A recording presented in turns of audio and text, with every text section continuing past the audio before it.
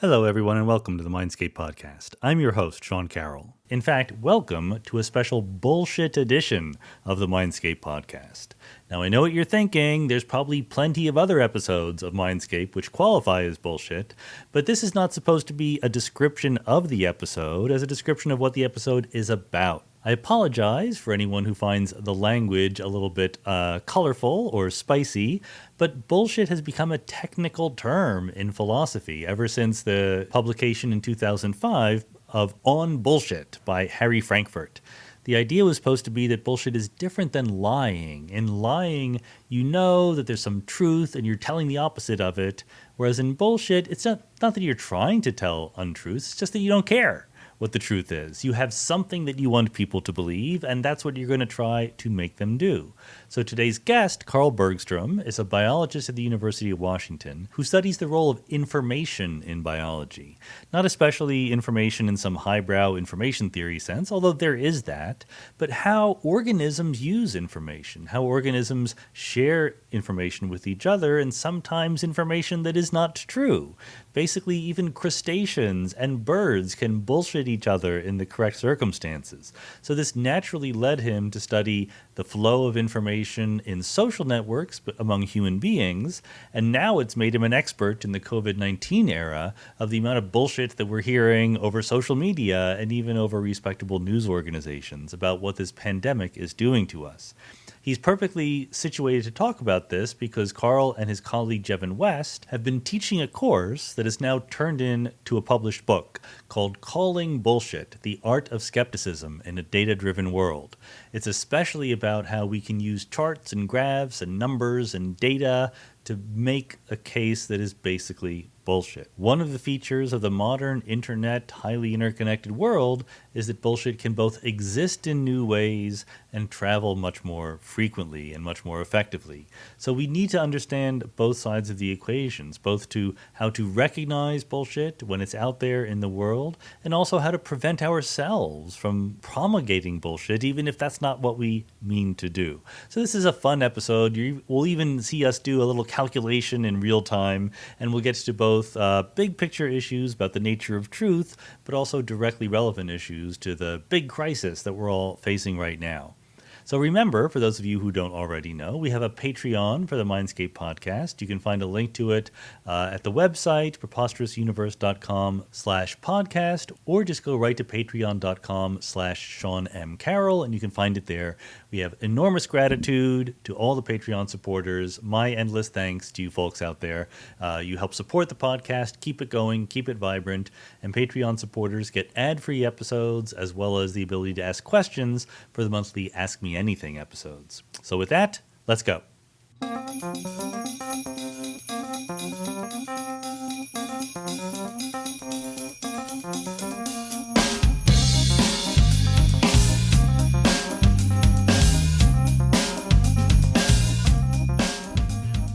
Carl Bergstrom, welcome to the Mindscape podcast. Thanks a lot, Sean. So you have a book that has come out called Calling Bullshit. That's the title. Is that right? That's right. Calling Bullshit, The Art of Skepticism in a Data-Driven World. Yeah, we're going to have to put one of the caveats on this episode saying that occasional bad language will be used if bullshit counts as bad language, I suppose. But just so everyone knows, I mean, it's an interesting journey. You're a biologist by training. You've studied how information comes into biology and the role it plays. So I can kind of see how that segues into bullshit. But why don't you fill us in on how exactly that happened? Yeah, it has been a kind of an interesting journey. I started out trying to understand animal communication and wrote about animal communication a great deal as a Ph.D. student, and thinking about in particular what keeps it honest and why do animals tell each other the truth? Because if they lied all the time, then they wouldn't listen to each other, but they do listen to each other. So what is it that keeps communication honest? And they're really elegant set of mathematical models that get at these kinds of questions, and they're paralleled by really neat models in economic game theory. And so that was what I was really interested in as a graduate student. From there, I moved on and started studying epidemiology, actually, and did a postdoc in epidemiology, started trying to understand how this is kind of unfortunately prescient, but how new diseases emerge from from animal hosts into the human population, and what happens then, and what does that spread look like, and what can we do about it? And at the time, I was really thinking about things like H5N1 avian flu and such. And as I started studying more and more about epidemiology, I was thinking a lot about how things spread on networks. How do diseases in particular spread through human contact networks?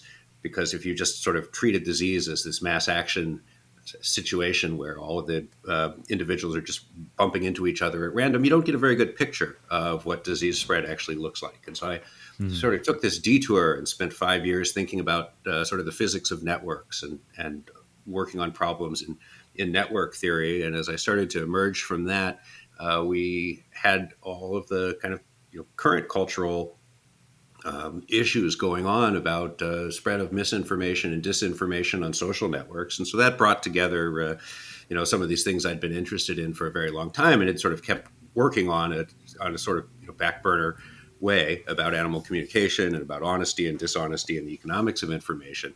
And that brought that together with really trying to think clearly about networks and how information travels or anything else travels along networks, and with the all the stress that was given on the role of social media with the spread of fake news and such around the 2016 elections, this became something I was really very interested in and started trying to work in that area. Mm-hmm.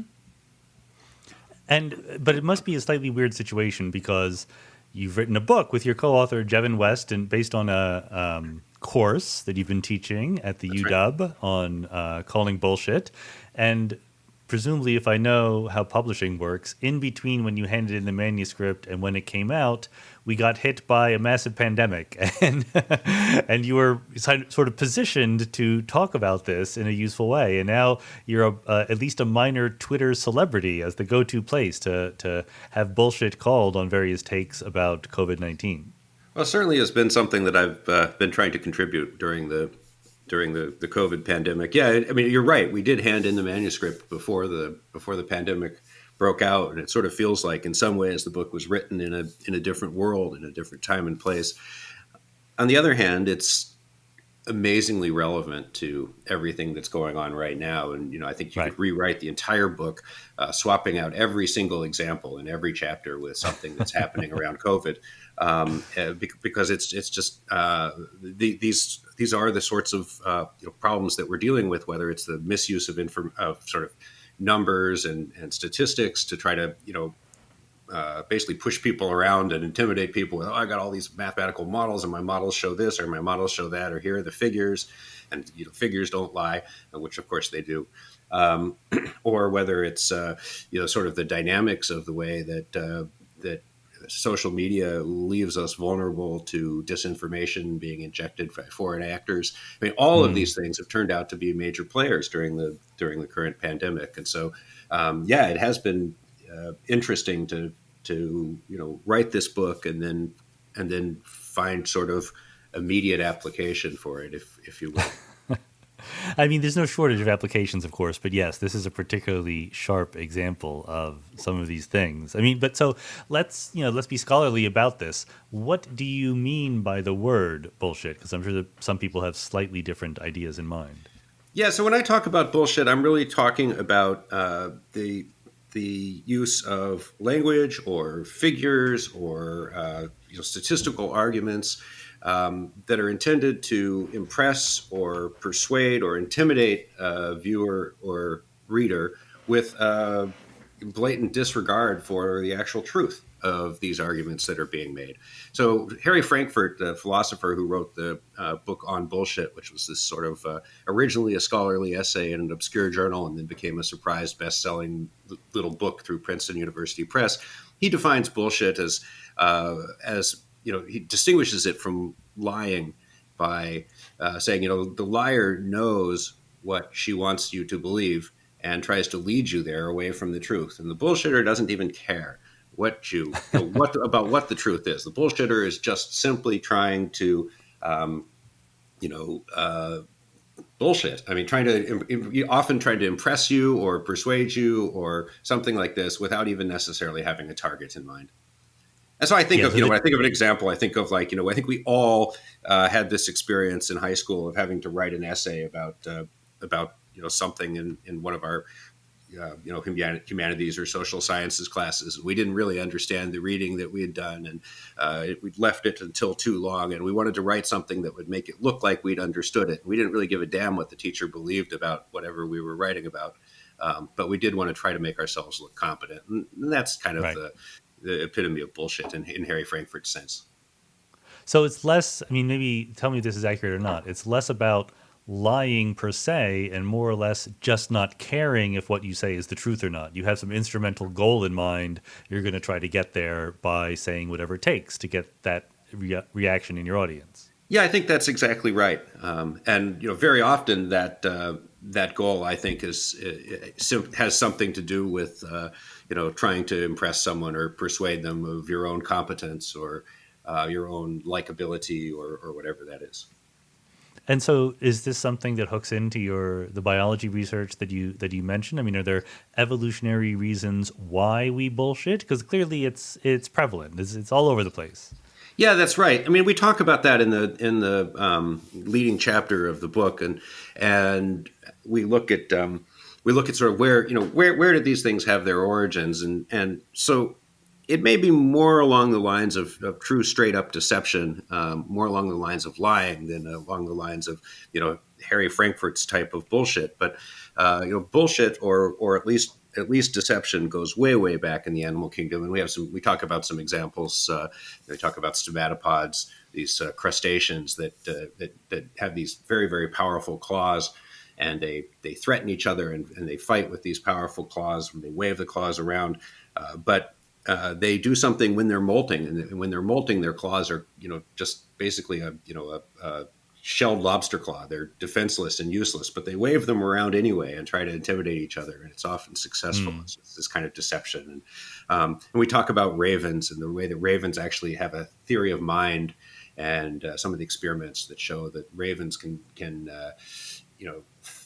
actually think about what other birds see and what they might be interpreting, and the way that they use that to try to fool other conspecifics. And so, of course, deception of that sort goes way back, because information can be manipulating other organisms' access to information is a very good way to manipulate their behavior. And whether that's done by manipulating that access to information through a communication channel that sort of evolved for the purpose of communication, or whether it's done through something like camouflage, it can be a very effective way to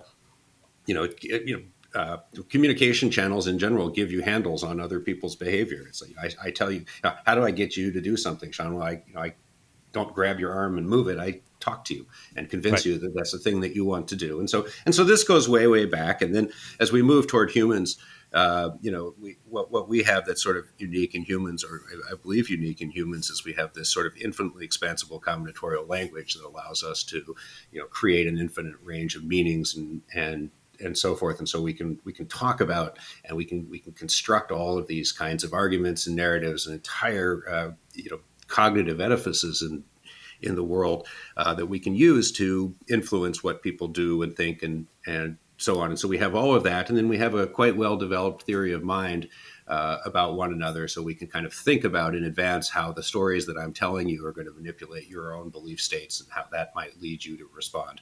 So when you put all of this apparatus together with the fact that human incentives are rarely perfectly aligned between any two people, that creates the sort of setting in which we'd have a bunch of lying and a bunch of bullshitting as well. I guess I'm going to guess that there is some game theoretic reason why, when it comes to communication between individuals, you usually want to be telling the truth. Otherwise, people won't believe anything you say, right? There's some sort of optimum mixture of bullshit you should stick in there to maximize the chance that you'll be believed and also get what you want. Yeah, that's spot on. And I mean, we see things like that. I mean, you see something like this even in a poker game, right? I mean, it's That's what I'm thinking of. That's my general paradigm for these issues. okay. Yeah, exactly right. So you bluff some, but you can't bluff always, and so otherwise people will call your bluffs all the time. And it's the same when we interact. in person, and then the frequency of the interaction varies. I mean, if I do a single appearance on your podcast, I may bullshit a lot more than if you're a close colleague of Right. mine that I deal with on a daily basis, that sort of thing.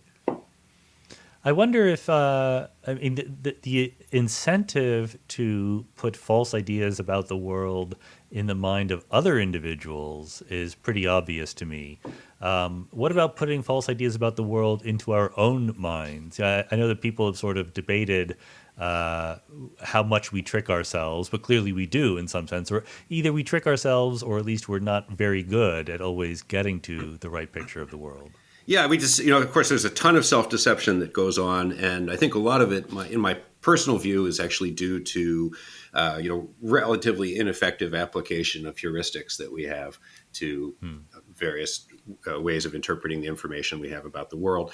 There are certainly people that argue that actually you have sort of, adaptive or optimal self-deception where, you can actually perform better at certain problems or tasks if you believe things that are false and so on. That to me clashes with an awful lot of what I think about our basic principles in decision theory, and so I've not found those arguments particularly persuasive. But what is completely clear is that we're all very good at convincing ourselves of things that are wrong, and though I just don't think it's necessarily optimal that we're doing so.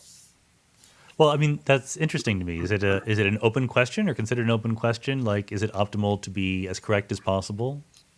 Well, if you're, in decision theory, you would certainly, you certainly would, you'll do, for whatever your objective function is, you'll do better if you have correct information than if you have incorrect Yeah. information, making say Bayesian decisions based on that information.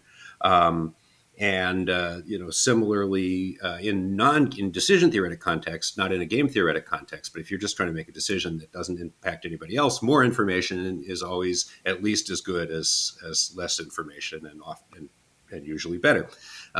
Things get a little bit more complicated when you move into a game theoretic context. You can definitely have situations where getting more information can hurt you. It's less obvious to me that getting false information helps you in those kinds of situations. But that's there are people that argue, especially that there are constraints about what we can do. Is that I'm not humans can't bluff well, so the only way to be effective at bluffing is to believe the thing you're bluffing about. For example, would be one Okay. argument. Yeah. So we've evolved the ability to self-deceive in order to be better bluffers. I don't understand why we didn't just evolve to be good bluffers and believe the truth, but that's it.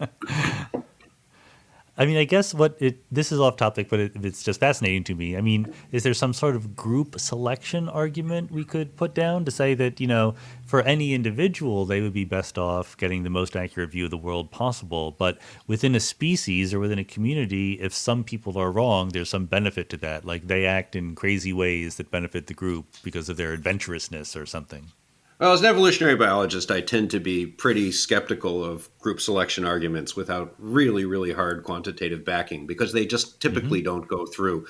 And the basic problem with the group selection arguments are what George Williams brought up, a great evolutionary biologist, and said, well, look, sure, that might be true that a group that has a mix of people, ones that have crazy ideas and ones that don't, does better than a group that all has sensible ideas. But within that group of people with crazy ideas and reasonable ideas, which ones do better? Well, the ones with reasonable ideas do better. And so pretty soon you lose the genes for having crazy ideas go away to massively oversimplify things and pretend that they're genes for having crazy ideas. But you see what I'm trying to say about I do, group selection. and yet so many people have incorrect ideas about the world, so we have to work to understand this. Good. So back to bullshit then. Is there like a categorization? Is there a grand Aristotelian theory of kinds of bullshit? It's remarkable. There's been quite a detailed exploration of the nature of bullshit in the philosophy literature since Frankfurt's original paper. There is not a taxonomy that I'm completely happy with. There are some kind of fundamental debates that come out in that literature. One of the really important ones is is bullshit in the mind of the speaker or the mind of the beholder? In other words, does intent matter? Um, Hmm. and so there are arguments that go in both ways. For Harry Frankfurt, intent very much matters, and for some other authors, it's like, I mean, it's a statement, it's on paper, it's just the text, it's bullshit or it's not. Yeah. Which is it? Okay. So these are the kinds of things people are carving up. I don't know if there's sort of a grand taxonomy of bullshit in any other sense. I mean, I guess then the two strategic questions are how do we avoid being bullshitted? And then maybe Mm-hmm. the slightly naughtier one is how do we become better bullshitters when it would, when it would benefit us? Yeah, I mean, both of these are interesting, valid questions, and it's kind of been a challenge too as we've been thinking about it. So we've been teaching this course calling bullshit since 2017, and one of the things we've been kind of thinking about is how do we uh, make the world a better place with this course instead of just simply training people to be better bullshit artists.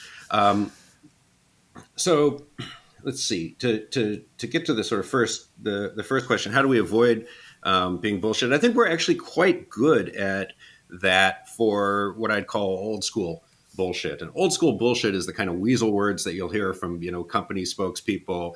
Might be a sort of a political speech. It's sort of just taking rhetoric and words and maybe this notion of paltering that people use to kind of bend the truth or get around the truth enough to have plausible deniability or diffuse away the direct responsibility by using passive voice and all of this. And I think we're pretty attuned to that. We're good at picking that kind of thing up. And when people are bullshitting, we know it, and we wince, and people have a natural distaste for sort of weasel wordery and all of that. And what the book is really about is that there's this stuff that I call new school bullshit, and that comes clad in the trappings of science, and in particular in the trappings of numbers and statistics and kind of figures and machine learning algorithms and all of that. And I think that we are more susceptible to this because, first of all, it's a relatively new thing. The world's so much more quantified than it was 20 years ago for reasons we could talk about.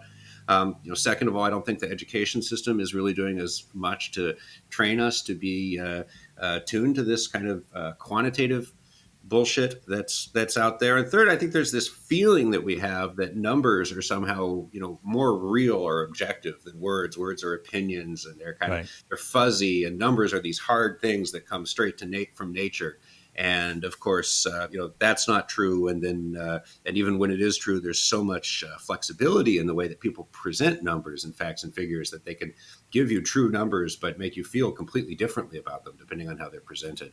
So that's really what we're trying to do in the book, is to say, look, we're assuming that when the corporate spokesperson is bullshitting their way out of taking responsibility for something, but it's a lot harder when somebody comes rolling in with a statistical analysis and waves it in your face, and you don't quite, you've never learned that kind of analysis, or you don't remember what it does if you have learned it, and then how can you challenge them?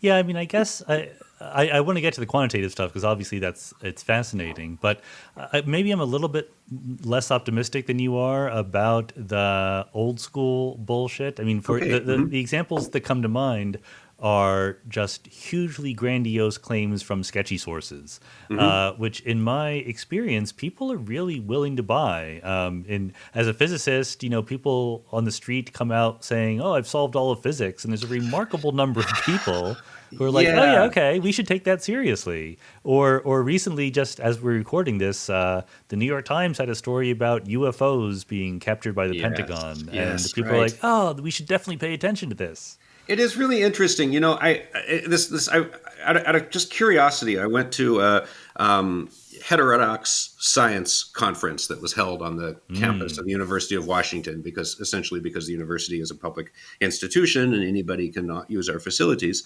And I was quite interested to see what was going on. Of course, every person there had either disproven general relativity or had unified it with quantum theory, and so I mean it was very interesting. They felt that there was this conspiracy by big science to sort of to sort of cover up the problems with modern astrophysics and quantum theory and so on, which was interesting in its own right. But the thing that was, I think, the most interesting to me was that the rhetoric they used was very much the many of the things that we'd essentially try to teach our students in classes, to be skeptical, Right. to say, you don't want to just, don't take this for granted, ask. And somehow it was just this sort of misapplication of those principles, which are quite reasonable principles that had led people down the wrong path, coupled with various delusions of grandeur and deep misunderstandings about how science works. That had led you to this place. So I see what you're saying, especially as a physicist, how you would feel vulnerable to this. It's there's nothing glorious about figuring out about reversing the popular belief about the life cycle of the three-toed river salamander. And so these guys don't come after that, but they sure come after grand unified theories of physics and such. But I mean, can you, for our audience members who might be romantically tempted by these theories, I know that it's difficult to make everything boil down to an algorithm, but are there rules of thumb when we see a scientific claim outside our own area of expertise? Like, none of us has an area of expertise on all of science, right? But what are the warning signs that, okay, maybe this is a little bit less reliable than something else might be? I mean, this is easy. This is. I mean, I'm going to give you an answer that people will immediately, people, contrarians will immediately say is an appeal to authority.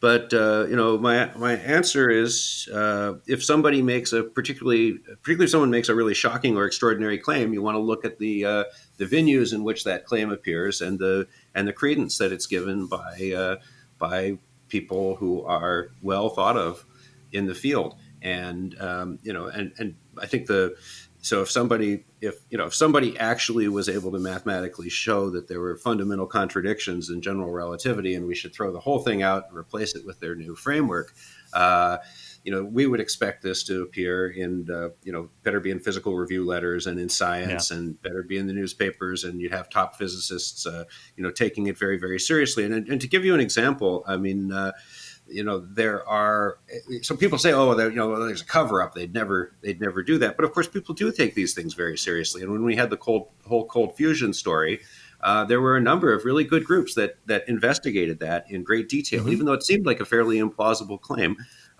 because it's so damned important. If it turns out to be right, and it wasn't patently wrong on the surface, even though it did raise some major questions that no one had answers to at the time, if it had been true.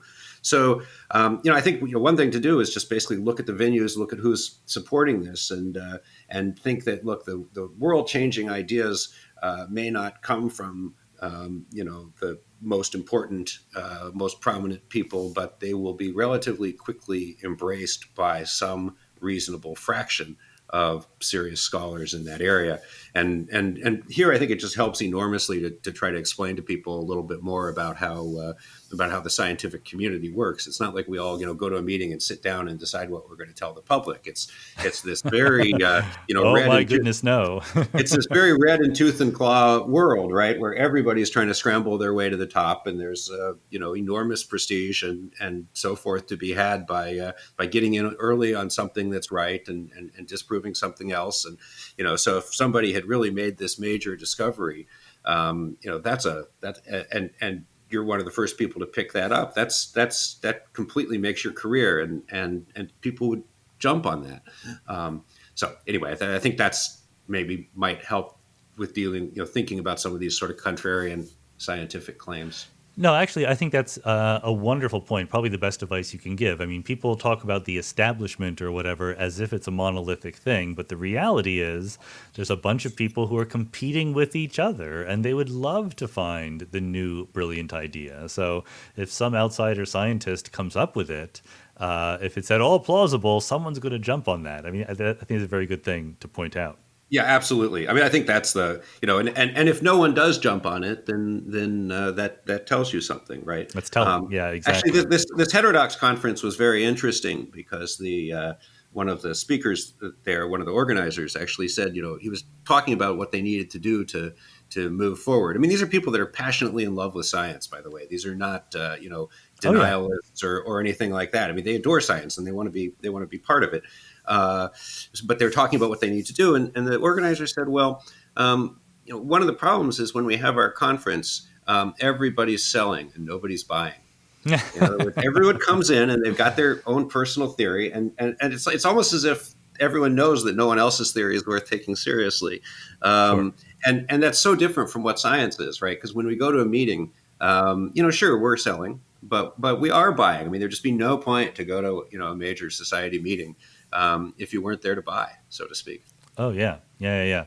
No, I mean, I dream about small meetings with wonderful people, and at which there are no talks, and everyone just sort of talks to each other and hears what each other has to say. But that might Pretty be a much the only fantasy ones for I go another to day. anymore. Well, I guess I used to go to. Now I don't go to anything. I just log on to Yeah. Zoom in the morning. And, So you indicate the idea that the quantitative era that we're in now has sort of changed the nature of bullshit. I imagine that's both in the kinds of bullshit that we can get, but also in how we can spread it. I mean, what are the new kinds of bullshit that have arrived since we've started to quantify the universe so precisely? yeah, so I think I think there's just been a fundamental change in the last 20 years about how data and numerical arguments are introduced into the public discourse. So, if you look at newspaper articles from the 1980s, say, when I was in high school, you would not see a whole lot of data visualization. You wouldn't see just a whole lot of discussion of statistical arguments. If you did, it would just say, oh, the Fed did statistics, and here's the qualitative Right. outcome or something like this. But you wouldn't go into these kinds of details, and you wouldn't have there's no such thing as data journalism, um, and we just simply didn't use uh, numbers to for persuasive purposes the way we do now. And I think so much has changed in the last 20 years. If we think about the availability of data compared to what was there even in the year 2000. I mean, first of all, we're all tracking ourselves physically in space with the cell phones we have. Then we're through the sort of data exhaust we produce with companies. Google knows what we want to know, and Amazon knows what we want to read, and you know.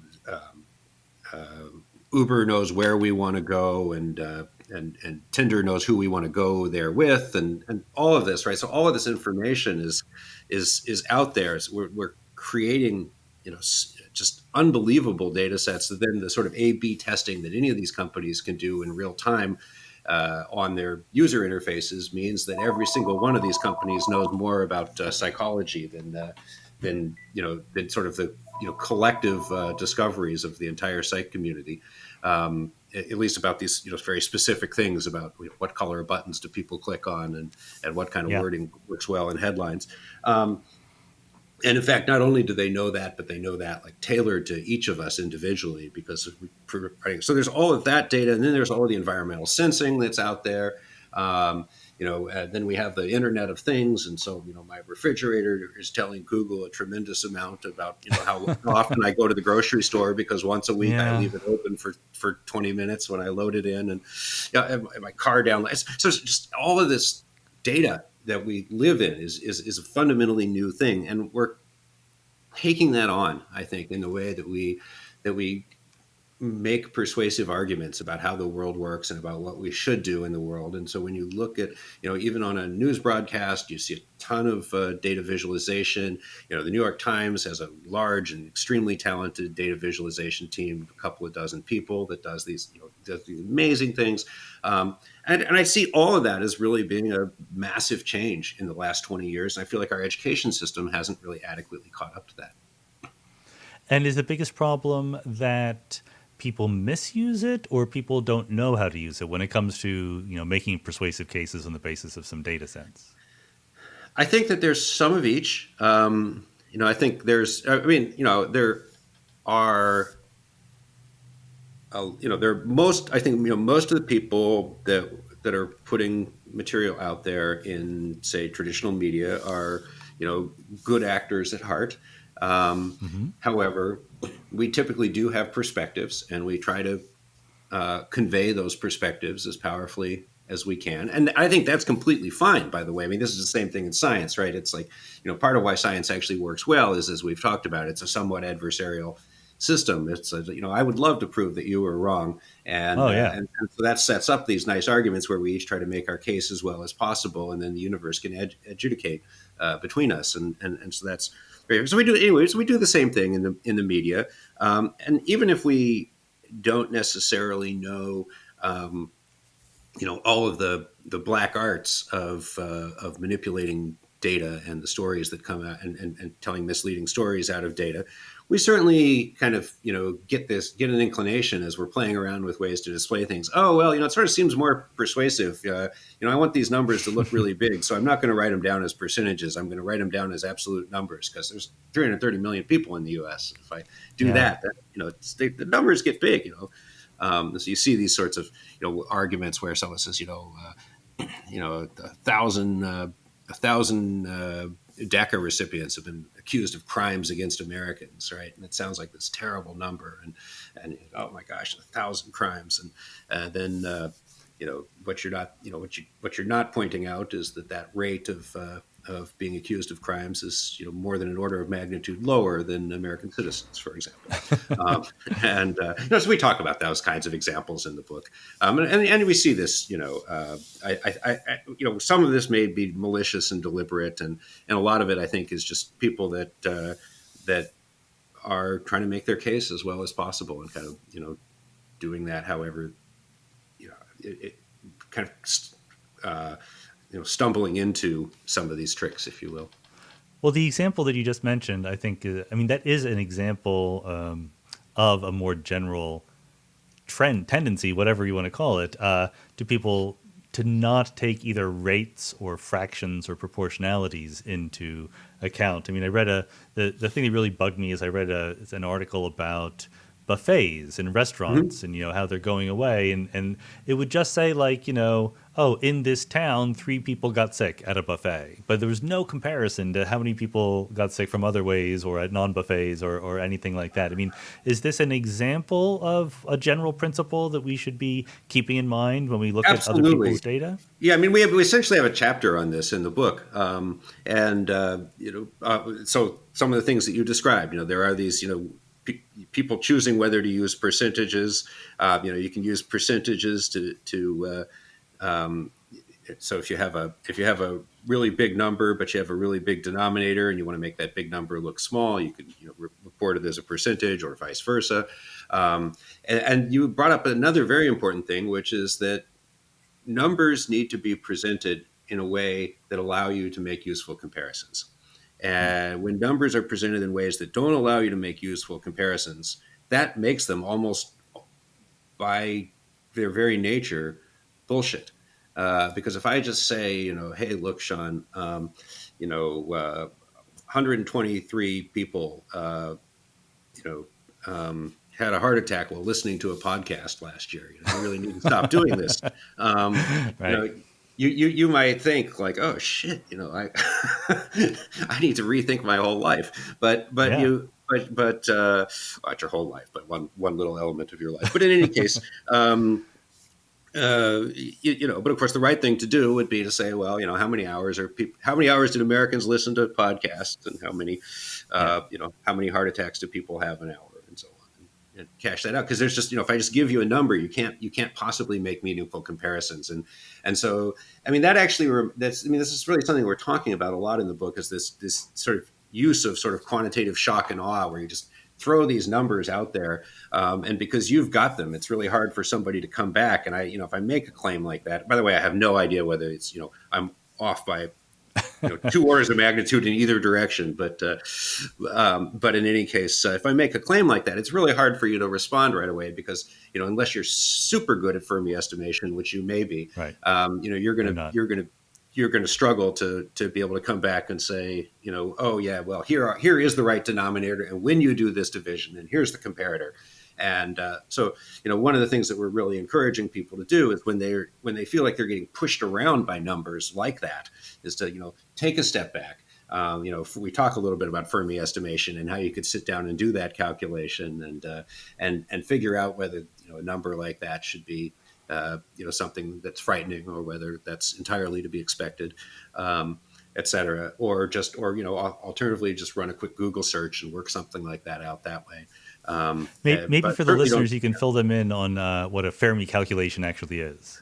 Oh yeah, so Fermi calculations is just this notion of doing a sort of back of the envelope quick estimation of the rough order of magnitude, sort of what power of 10 is a particular quantity, and named after Enrico Fermi, who was very, very successful very skilled at this, and I find it a very, very useful technique whenever I'm confronted with these various numerical claims, to just see whether is this even in the ballpark of plausible, Right. and then also if it is in the ballpark of plausible, is there anything I should be surprised by? And so the you idea could sit down and you could say, well, people live for roughly 100 years. There's a certain number of people in the United States. They must be dying at a certain rate. Should I be surprised that people die while listening to podcasts? Exactly. Yeah, that's right. And you try to do, and what we encourage for Fermi estimation is that you don't get sort of hung up. Just to get it roughly right, you could do it. Just use powers of 10. And so I mean, we could even do that one live, and then you can cut it out if it doesn't work. But so what do you think? People live for 100 years. I'll agree with you on that. What fraction of Americans, a tenth of Americans are podcast listeners, shall we say? And of these podcast listeners, they 10 hours a week. You think they listen 10 hours a week? Okay, so order of magnitude, yeah. Yeah, order of magnitude, 10 hours a week. Let's have them. Let's have them listen. Let's see. Yeah. Okay. So then they've got then you've got 500 hours of listening a year, and see, I shouldn't be trying to do this live.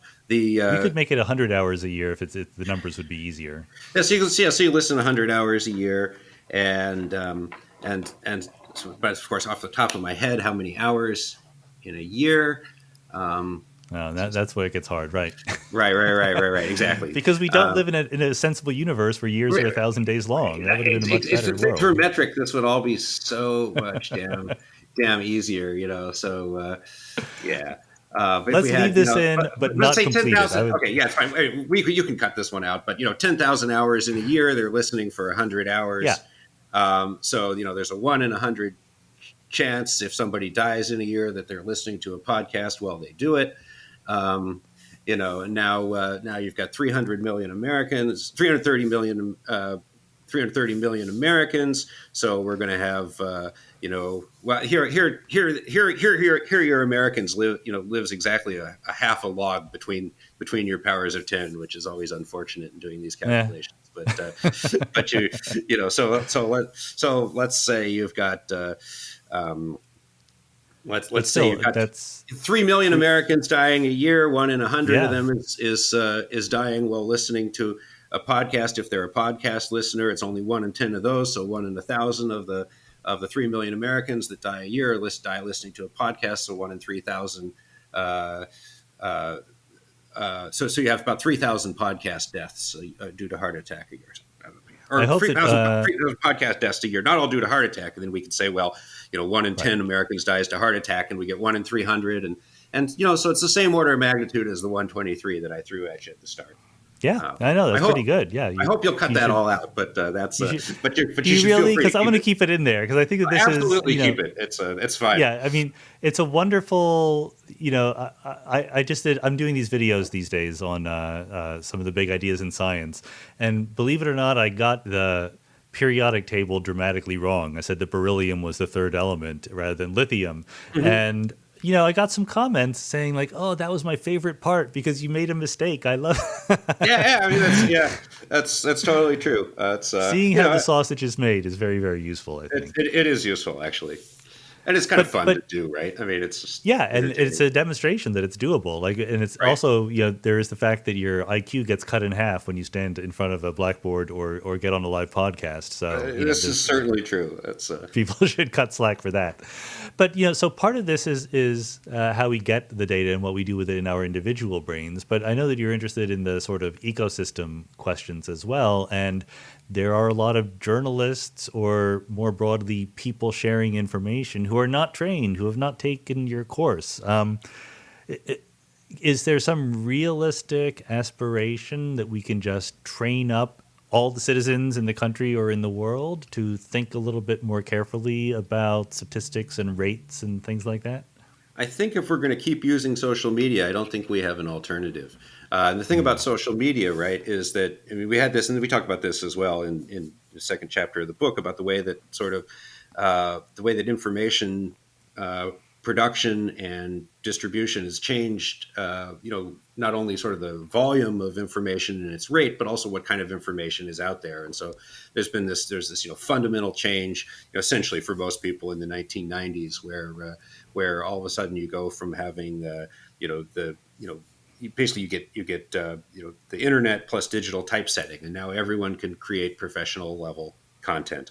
Hmm. And, add the web on top of that, plus the acceptance of World Wide Web. You don't even have to know LaTeX, and then you add so then you're starting to get all this new content, and we were all very excited about this in the 1990s because it was going to bring all these voices to the table that maybe hadn't had the political and social and economic capital to be there, and to some degree that promise has been realized.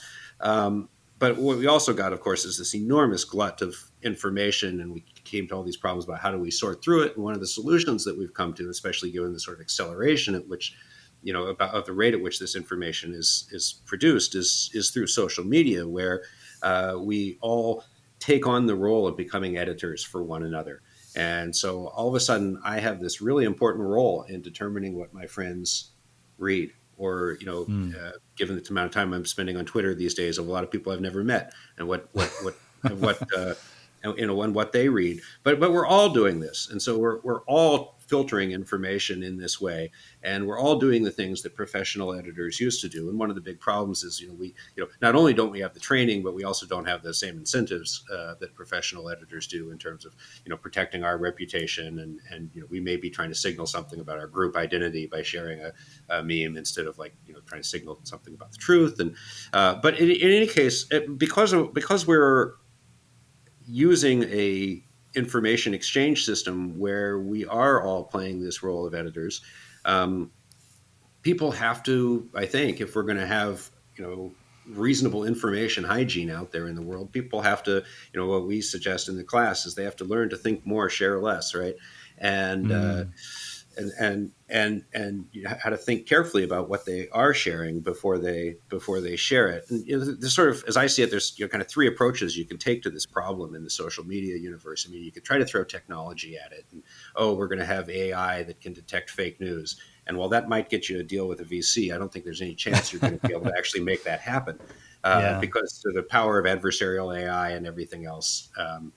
Even if someone were able to do it for the current, as things stood now, it would be easy to overcome, so on. Then you could try regulation, and you could try doing things like many places have, of sort of criminalizing misinformation and so on. And as a pretty strong advocate of very broad interpretation of First Amendment rights, I don't like this solution at Right. all. I would like to see some regulation over the tech, of the tech industry, to make sure that we have some control of individual users of what we see. But other than that, I don't want to go down that road. And the sort of the third leg of the stool that I see there is education, and that's the only one that I think we can really stand on, is to help people understand better how to parse the media environment that we all live in now. And a big part of that is sort of media literacy and that kind of education. But at the same time, as we move toward this increasing quantification of our world, I think this quantitative literacy becomes very important as well.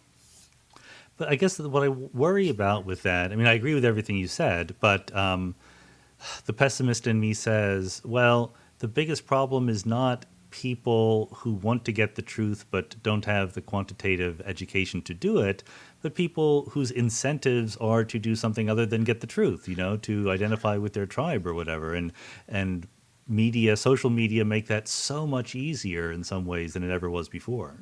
I don't have a rebuttal to that. I mean, we've slammed very, very hard into that during the COVID crisis, and that's something that actually uh, we never really anticipated or saw coming. I spent the 20 aughts, doing pandemic planning work, and while there were a lot of debates, in the scientific community and in the political setting about what role should the government versus the free market have in planning for rare health disasters and so on.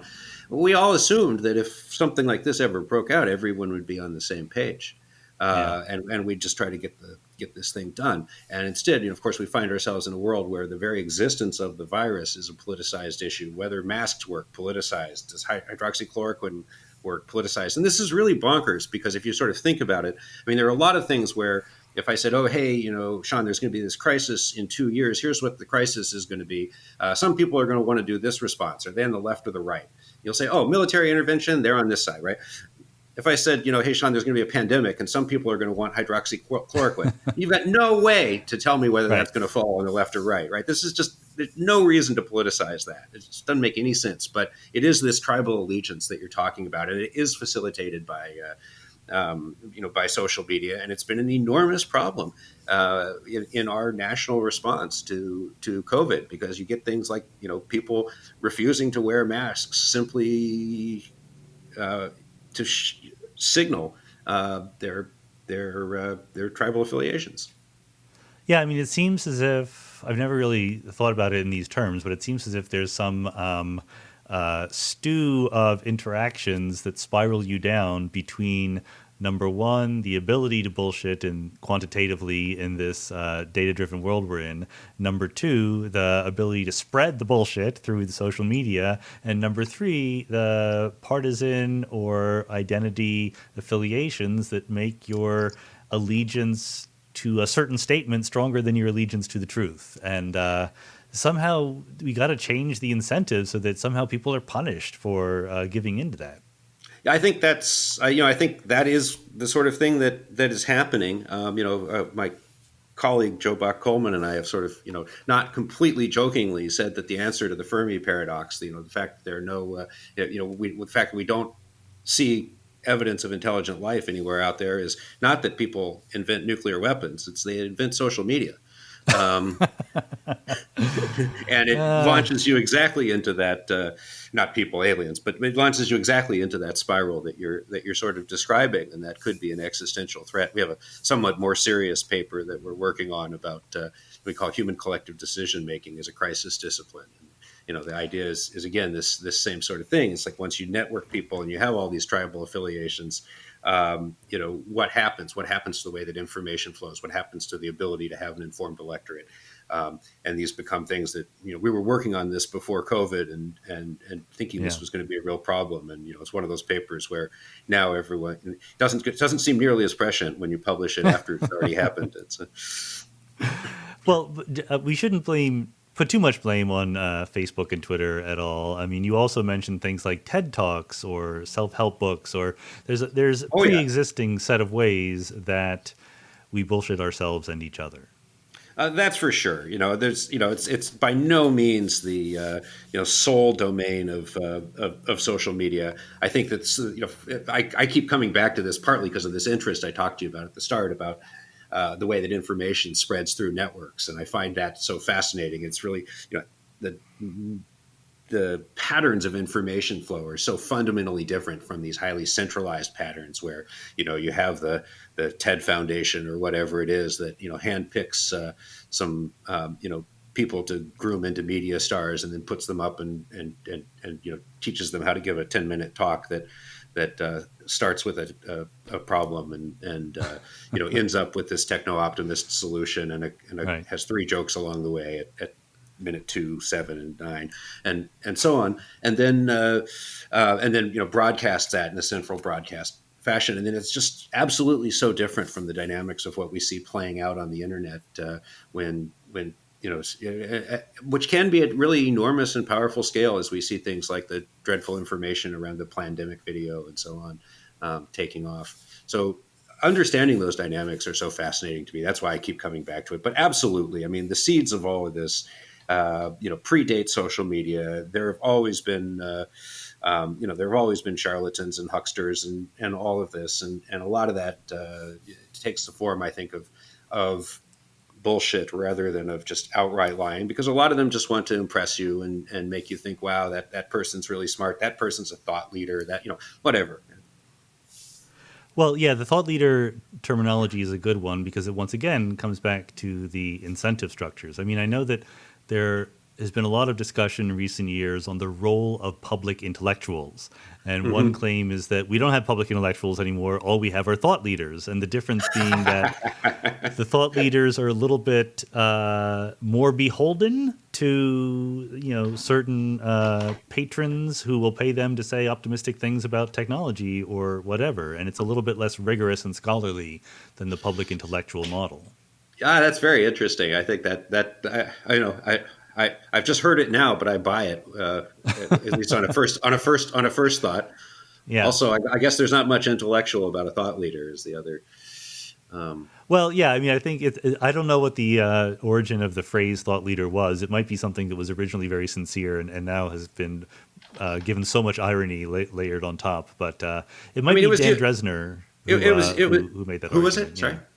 Daniel Dresner, maybe. Oh, okay. The place I know it was, in the 90s. This was the term for that. So basically, it was what the pharma companies used to influence what doctors do, influence their prescribing practices. It's too expensive to get things to get on-label uses approved through FDA, but what you can do is you can have people give talks at meetings about off-label uses, which then doctors have the right to do. And thought leaders are the people that people look up to, who would be able to give a compelling talk in front of an audience of say 5,000 or 10,000 at a major medical conference. And so, a thought leader was precisely the person that pharma would seek out to give a talk about off-label use of their product. But that's interesting because to the extent that that's true, built into the idea was the idea that it was more for signaling purposes than for finding truth purposes. Absolutely. I mean, that was the, and I don't know if that's the original origin. That's just the first place I encountered it. Maybe I do want you to have a chance to say a little bit more about solutions to the technology social media problem. I mean, you mentioned that there could be intrinsically technological solutions or regulatory solutions, and neither one of these were things you're really optimistic about. I mean, maybe say a bit more about that. I know that that's also very much in the news these days, especially with Facebook. Twitter, maybe a little bit less, but Facebook, YouTube, there are algorithms that drive people to places where maybe we don't want them to go, and maybe that is fixable. Yeah, I mean so this is a really important issue, and maybe we'll just start with YouTube, right? Is this well-known effect that YouTube sort of radicalizes, and so YouTube pushes you toward more and more extreme content. We talk about this in the book. There's a little story where Jevin and his son are watching the live feed from the International Space Station on YouTube, and then on the sidebar are all these flat Earth videos. And so so I mean, this comes back to the constant A/B test and the psychological experiments that these algorithms are figuring out that people move toward more extreme content over time, and they're of course all of these algorithms are being are optimized to maximize engagement, not education or accuracy or anything else like that. So I think definitely that kind of algorithmic direction is really important and really problematic. I mean, we see something similar if you try to use Facebook or Twitter to get a good sense of what the general zeitgeist in the country is, not just the zeitgeist among the friends of an academic in Seattle, say. So I follow people all over the country with different opinions and things like that. But Twitter quickly learns that when some of my right-wing follows, who I don't necessarily tend to agree with, post links, I don't click on them. So it stops showing them to me. And so then I get pushed back into my own filter bubble, if you will. So, I mean, this is where I think regulation could be somewhat useful, is I'd like to see I'd like to see, ideally, ideally it's sort of opt out, but even opt in would be okay. I'd like to see people have a lot more control over the content that they actually see on social media and things Okay. like this. So I'd like to see these algorithms, the sort of recognition that these algorithms are not designed to um, move us toward this extremely important um, feature of having an informed electorate. They're designed for something else, and given that, and given the role these are playing essentially as major media companies, um, we need to have a little bit more. We need to downplay the influence that these algorithms are having. So, I'd like to see it. If you opt in on Twitter, you should be able to just see what the people that you're following have posted in order. Right. No Yeah. bullshit. And so, I mean, these kinds of things, I think, would be little steps that would move us in the right direction. I think they don't trouble me in terms of sort of First Amendment arguments. I mean, if you look back to the origins of the fair and balanced doctrine from the FCC prior, until it was killed under Reagan.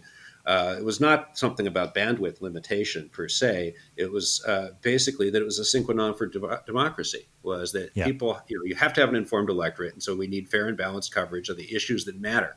And so that was one of the other criteria. There was that the news stations had to talk about relevant things, and so I think that there's quite reasonable precedent in the way we think about media to say that another sine qua non for democracy is to have people able to get access to the information they want instead of being manipulated by these algorithms that are able to run nonstop experiments on them 24 hours a day to maximize their own engagement.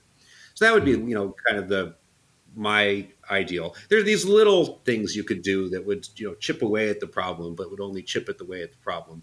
This like, why do we allow targeted political advertising on social media? This is so dangerous. I can target all of the I could target all of the unemployed men between 35 and 45 in Tukwila who have indicated racist sympathies. Mhm. That's something we've never been able to do before, more or less trivial to do on, with social media advertising. And then once I do it, the ad that I've put out there is dark in the sense that if I run a national racist broadcast ad, everyone sees that I did it. But if I just push a message to these 400 people, no one even knows that I did that. And I think that's a really, really dangerous thing. We've got very strong restrictions on political advertising overall. And so why we continue to allow this, I have no idea. I mean, again, a tiny piece of the puzzle, but these are the sorts of places where I think regulatory solutions could be useful. Has there anything that you've specifically learned or changed your views about since the COVID-19 pandemic hit? I mean, you've been out there on the Twitter front lines trying to set people straight. Is it more or less, given that you're an expert in both biology and bullshit, what you would have expected, or has your world been rocked by how crazy things have been? It has somewhat been rocked because I really did think we were all going to be on the same, all going to be on the same team when this thing hit. And I thought that, I mean, you remember what things were like after 9/11, like Yeah.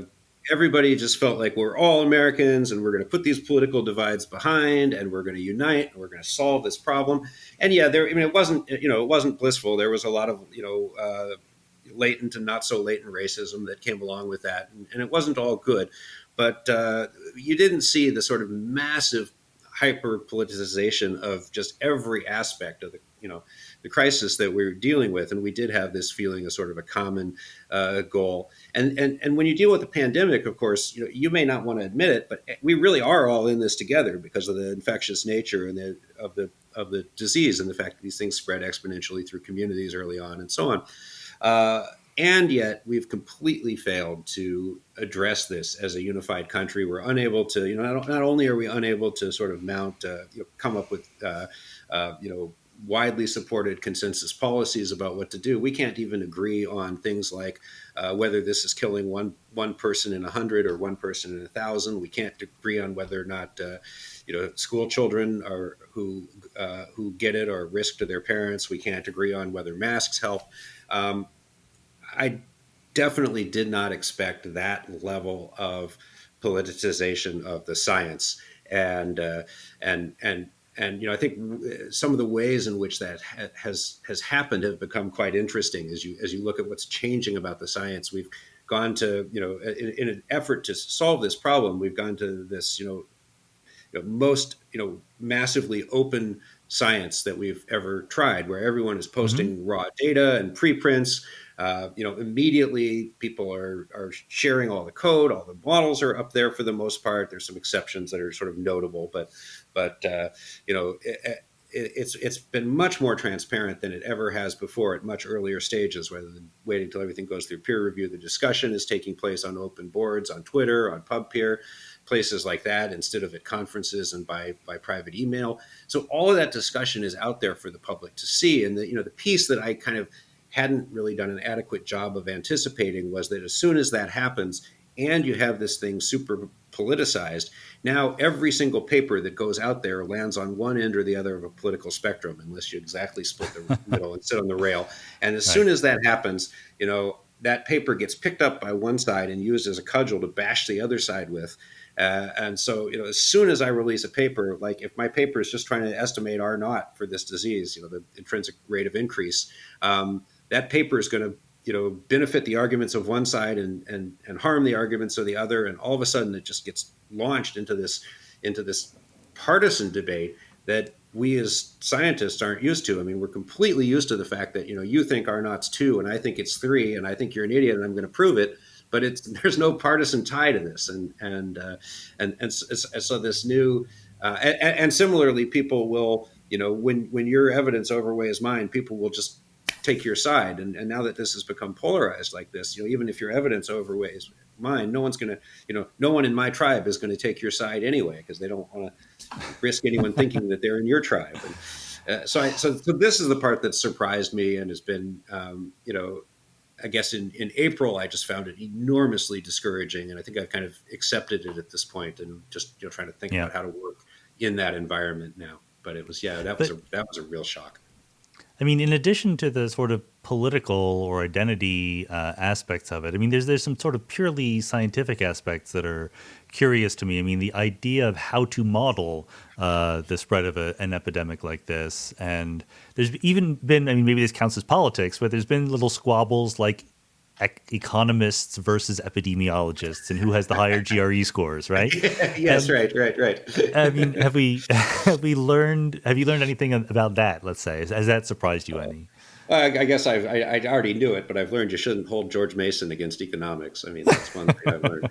But um, I think that's actually been more common. I've done, I've always loved doing interdisciplinary work, and it's been tremendous fun.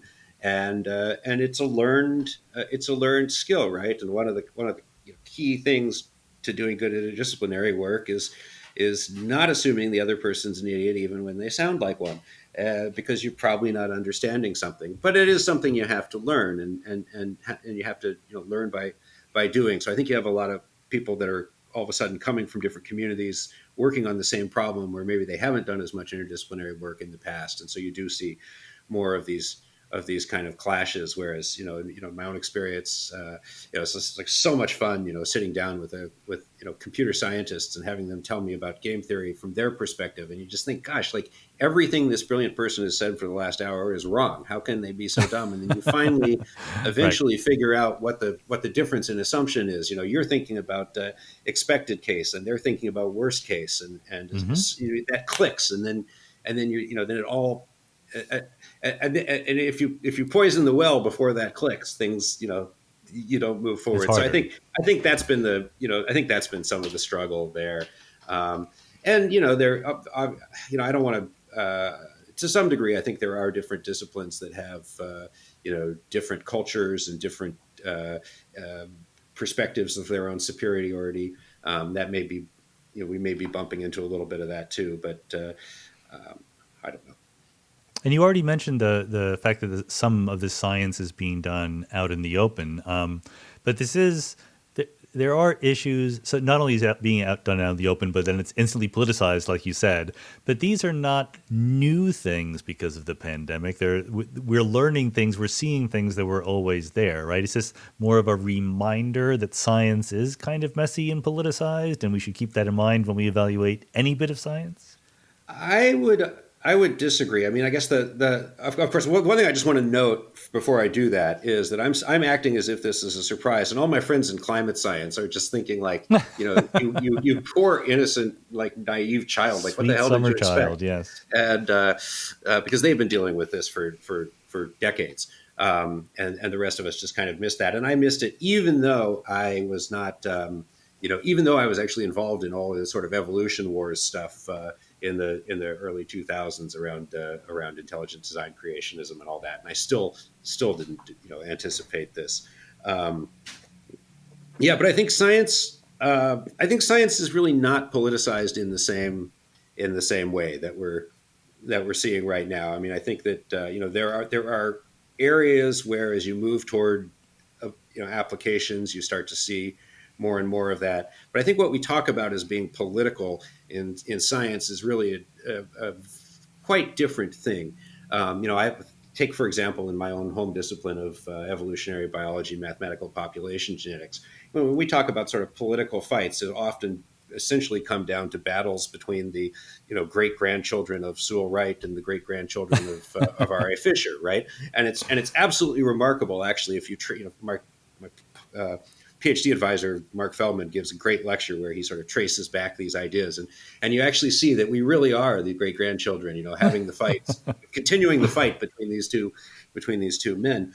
And so that's really politicized. Maybe it's like I just goddamn guy is a selectionist just through and through. I just don't understand how he could not see the way that epistasis works. And so we talk about that as political, but it's a really different kind of political than Trump thinks hydroxychloroquine will work, and damn the conspiracy that's trying to cover it up. No, that's true. Just to clarify, I was using politicized in the former sense, more nothing to do with right versus left, Republican versus Yeah. Democrat, red versus blue. But there are human attachments, whether they're or even just ways that you were brought up as a scientist to pay attention to some things versus another that are not completely rational, that have huge effects over what we think is important and how we go about doing even the most removed science from political cares in the real world. Yeah, absolutely. I think that's a really good observation. A friend of mine, Jacob Foster, who's in sociology at UCLA, and I spent a couple of weeks trying to, and not making a ton of progress on this, but trying to understand whether an adversarial model of science. We have an adversarial model of justice in this country, where you've got a prosecutor and a defendant. You don't have sort of consensus where everyone sits down and decides whether the person's guilty or innocent. And to some degree, science is more adversarial than it's usually portrayed in the public, because you do have these different schools and these different, political camps in the sense you're talking about. And so we're thinking about whether that could possibly actually be a good thing, and I think it probably is.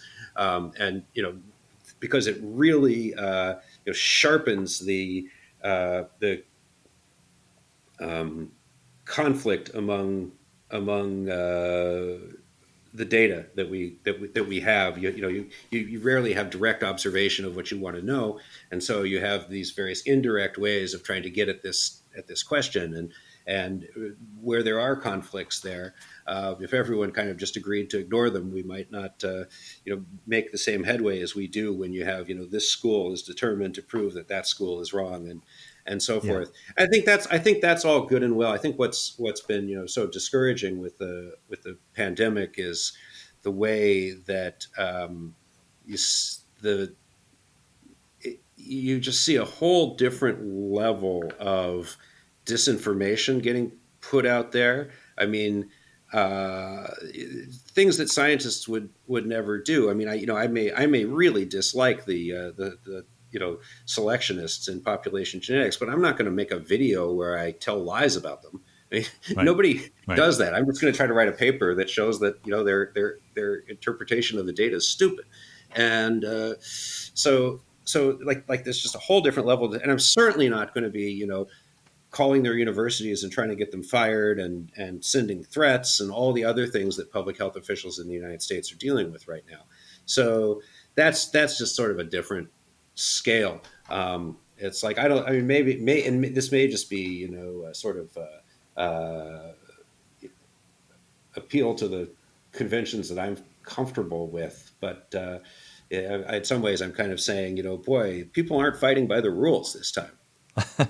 Well, emotions are running high and stakes are high, right? So even if I Absolutely. deplore it, I get it. I'm not completely surprised. And even, far removed from those kinds of stakes, the examples that are close to my mind are like loop quantum gravity versus string theory, right? Yeah, And yeah. I worry about the even though I'm pretty establishmentarian on many physics issues, I do worry about a lack of diversity, viewpoint hmm diversity here, because from a game theory perspective, if you think there's a 90% chance string theory is right and a 10% chance that loop quantum gravity is right, every department is going to want to maximize the chance that its people are right. So they will only hire string theorists, right? And it's hard to build in that kind of multiplicity of efforts. Yeah, a couple of my friends in the philosophy of science have written quite nice things about this. In particular, Kaylin O'Connor Yep. and Kevin Zollman, and they've written about the value of epistemic diversity in scientific research, and they've studied these kinds of things where you have, say, epistemic networks where people share their beliefs with one another. And in fact, if you have this too tight of a community where people quickly adopt one another's beliefs, basically everybody can get off on the wrong track and science doesn't proceed as fast, Right. and so on. So I think that's a a very important observation, and this has really been something I've been very interested in the last 5 years, and then sort of got derailed by the whole COVID crisis. But basically, like, taking a hard look at the way that science operates and looking at what are our institutions and our norms that we use, and thinking about the way that those norms and institutions create the incentives that shape our behavior and the questions we ask, and of course that determines the outcome we get. And so there's this direct tie from the structure of these norms and institutions, which evolved more or less haphazardly, out of essentially Enlightenment ideas, and Western Europe, to the beliefs that we have about the world as emerging from science right now. And so one thing we can do is we can go back and look at the structure of some of these institutions, whether it's things like publishing or priority rule for credit, or the tenure system, or whatever it is, and ask, how are these things affecting epistemic questions about what we Hmm. believe to be true that is true, what we believe to be true that isn't, what we don't know is true even though it is, et cetera. And thinking about, are there ways to nudge the system to make it function better. We see a lot of this going on as people are trying to tackle the reproducibility crisis right now, and you can ask very similar questions around issues such as viewpoint diversity. Yeah, I mean, and the mentioning of the reproducibility crisis brings up the previous thing you mentioned about how science is now being done in the open more, and I know there's also two sides to that. Science is being done in the open a lot more, including the fact that, especially because of the COVID crisis, people are noticing that there are preprint servers, right? You can get Yes. scientific papers that haven't yet been peer reviewed. And on the other hand, something even though I'm a believer in peer review, I do try to tell people that just because a paper has passed peer review does not mean it's correct. You still need to be a little bit skeptical of it. I mean, do you think that this greater openness is improving science, or is it a danger? Because I know there's a lot of people who say it's terrible to let the hoi polloi in on all the speculations and preliminary ideas that scientists Yeah, bat around all the time. that's gatekeeping bullshit. That I completely disagree with that. I I mean, agree, but I'm it letting would you take be it through. I mean, you're a physicist. You know what it does to science when you open up preprint servers. It blew my mind the first time I wrote a physics paper. It's a paper on network theory. Wrote it with a postdoc of mine, Martin Rosval. I was really excited about it. I thought it was neat work, and I really hoped I could get it into a good journal so that people would read it and give me some feedback on it. And Martin wasn't nearly as concerned about this, and we posted it to the archive. And within a week, every single person that I wanted to read it had written me back, Yeah. unsolicited, and had read the paper and had the comments that I was hoping to hear, or in some cases critiques I was hoping they wouldn't, that wouldn't exist, and so on. But that was like, that was a revelation to me. So, having preprint servers and having the time lag between putting an idea out there and it being adopted by the rest of the community being a few days instead of a year is enormous, obviously. And I also think that this notion of gatekeeping is and we shouldn't let the public see what's going on behind the walls of the ivory tower. This is also absolute rubbish. What we could do a better job of is explaining how the whole process works. And if we do that, then we have to hit on the thing that you hit on as well, which is that peer review is no guarantor of correctness either. What I think of peer review as, and this we write about, we have a whole chapter about science and how it works and all this stuff in the book. But what I think of peer review as is I think of it as kind of like burn-in in engineering. It is enriching for things that are correct and interesting. It's not guaranteeing that anything is correct and Nope. interesting. It's just taking a bunch of the stuff that isn't correct and a bunch of the stuff that isn't interesting and throwing that out. And you end up throwing out a little bit of the stuff that is correct and interesting, but that's the cost of enriching the pool of stuff that you see. And then, of course, you've got this tier of journals from the highly enriched to the barely enriched, and you can sort through all of that. And the highly enriched may be enriching for not the things you want, and people complain about most of the stuff in science and nature is sensationalized and so on, and that may be the case, whereas most of the stuff in Cell is maybe enriched for being correct but not being very interesting or whatever, depending on your perspective. But I mean, fundamentally, that's what peer review is doing. It's helping improve the papers as well, and it's enriching the pools, but it's not it's not this like seal of approval that it's been presented to the public as, unfortunately. All right, final question. Going to be completely unfair here. I mean, I know you begin your book by saying that what is the sentence you use? You remember it? There's so much bullshit, probably. We are awash in bullshit, something like that. Right? Yeah, the world's awash in bullshit, and we're drowning in it. The world is awash in bullshit. So, and we've mentioned a lot of techniques that people can use offhandedly, but like, is there the best piece of advice you have for we people on the street who are awash in bullshit to separate it out? I mean, is there like one or two pithy little things we can say, or is it more that we just have to generally keep our wits about us and try our best? No, there are a few pithy things that you can do. One of them is to just recognize that if some claim seems too good or too bad to be true, it probably is. And so these are the things that we're most likely to share, especially on social media, and yet they're the most likely to be wrong. I learned only today, that there's a law about this, which Twinman's law for data analysis is that any figure that looks interesting or different is usually wrong. The more unusual or interesting the data, the more likely they are to have been the result of an error of one kind or another. And this seems quite a reasonable law of data analysis, and it's a law of media analysis as well, I think, when you think about it. So that would be one. Another thing I really push people on is, especially in those cases, and if you care, track things back to the source. So, one of the things that emerges through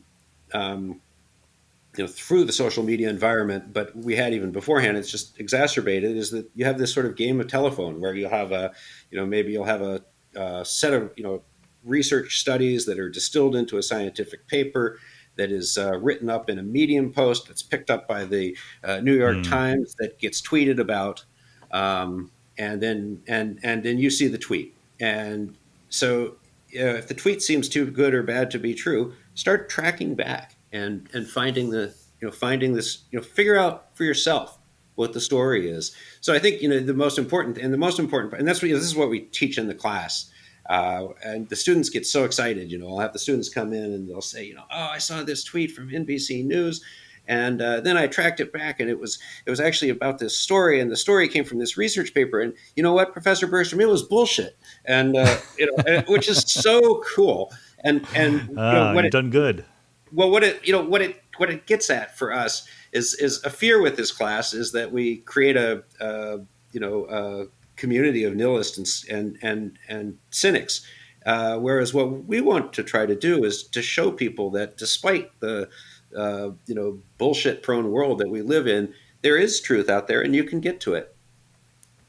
Yeah, that's a very good motto. I cannot possibly think of a better place to finish the podcast on. So, Carl Bergstrom, thanks very much for being on the Mindscape podcast. Thanks. It was great to talk to you, Sean.